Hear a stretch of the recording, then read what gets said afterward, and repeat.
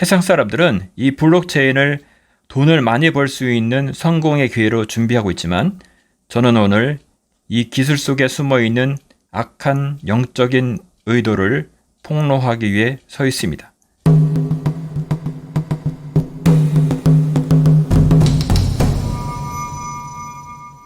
레볼루션, 혁명위원회. 문재인 대통령 직속으로 혁명위원회가 있다는 사실을 아십니까?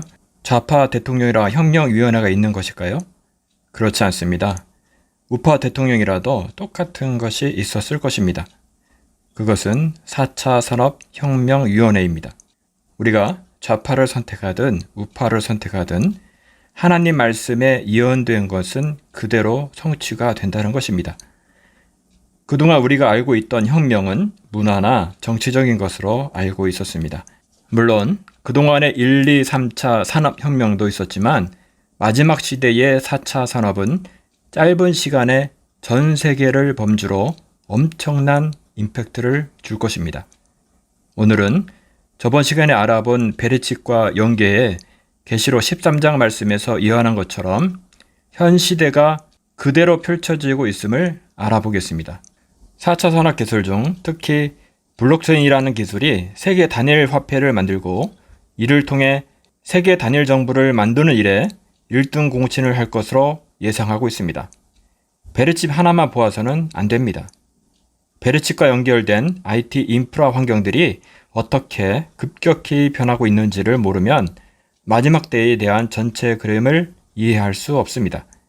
베르칩이 짐승의 표가 아니다라고 주장하시는 분들의 근거 논리로 그동안 바코드, 컴퓨터, QR코드 등이 짐승의 표라고 주장했지만 모두 틀렸기에 베르칩도 아니다 라는 논리로 말을 하고 있습니다.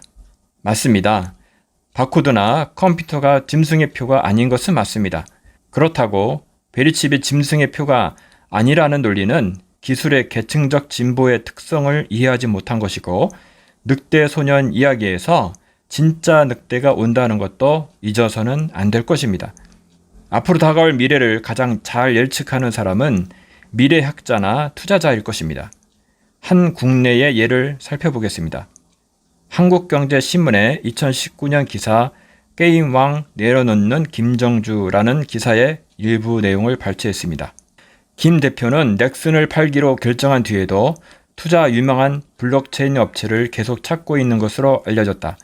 평소 지인들에게 블록체인이 미래의 먹거리가 될 것이라는 말을 자주 했다고 한다. 넥슨 사내에서는 이런 일화도 있었다. 가상화폐의 미래를 논하는 토론에서 한 임원이 가상화폐는 결국 아무런 가치 없는 영원으로 수렴할 것이라고 주장하자 김 대표는 그런 일이 없을 것이라며 재미삼아 내기까지 한 것으로 전해졌다. 그만큼 가상화폐에 대한 김 대표의 확신이 강하다는 얘기다.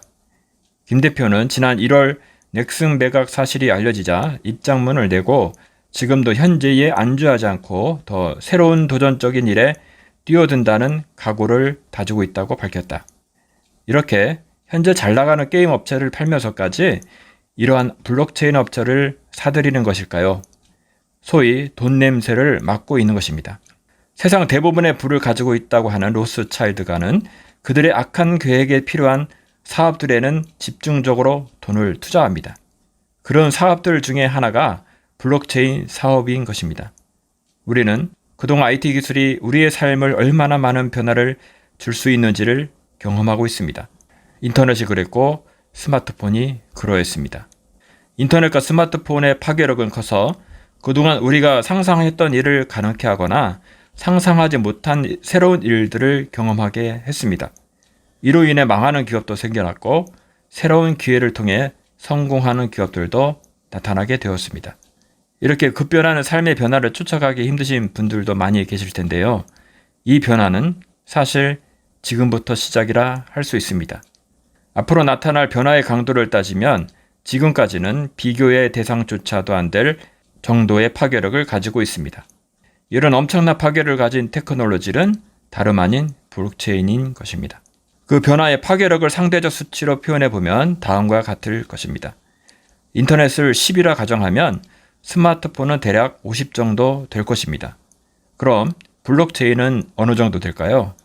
아마도 만 이상의 메가를 넘어 기가톤급의 파괴력으로 전 세계를 흔들 것으로 예상하고 있습니다. 그러면 도대체 블록체인이라는 기술이 어떠한 것이기에 이렇게 무서울 정도의 파괴력이 있다고 말하는 것일까요? 이 블록체인 기술에 대해 더 깊게 공부하시길 원하는 분은 돈테스콧이 테드에서 강연한 영상 링크를 남길 테니 나중에 보시면 도움이 되실 것입니다. 쉽게 말해 당신이 거래라는 행위를 할 때에는 중개인을 끼고 거래를 하게 됩니다. 부동산을 거래할 때는 부동산 중개인이 필요하고 당신이 돈을 성공하기 위해서는 중간에 은행이라는 중개가 필요하게 됩니다. 부동산 중개인이 임대인과 짜고 임차인을 속여 계약을 하거나 혹은 그 반대의 경우도 가능할 것입니다. 은행의 경우는 해커가 당신의 인터넷 뱅킹 계좌 정보를 해킹하여 계좌 전액을 도둑맞을 가능성도 있습니다. 블록체인은 이처럼 중앙 집권형인 중개인에게 신뢰가 무너지거나 해킹 등의 문제가 발생할 것을 일시에 해결할 수 있는 인류 최초의 기술인 것입니다. 세상 사람들은 이 블록체인을 돈을 많이 벌 수 있는 성공의 기회로 준비하고 있지만 저는 오늘 이 기술 속에 숨어 있는 악한 영적인 의도를 폭로하기 위해 서 있습니다. 이러한 악한 것들은 하나님의 말씀들, 그 중에서 특별히 마지막 때 예언에 관한 것으로 비추지 않으면 볼 수 없는 것들입니다. 블록체인에 관한 유튜브 대부분의 영상의 내용은 돈을 벌 수 있는 새로운 기회를 제공하는 블루오션으로 설명하는 영상들이 대부분일 것입니다. 크리스찬마저도 블록체인을 자신의 성공 도구로만 보고 있다면 다시금 깨어나는 시간이 되었으면 합니다.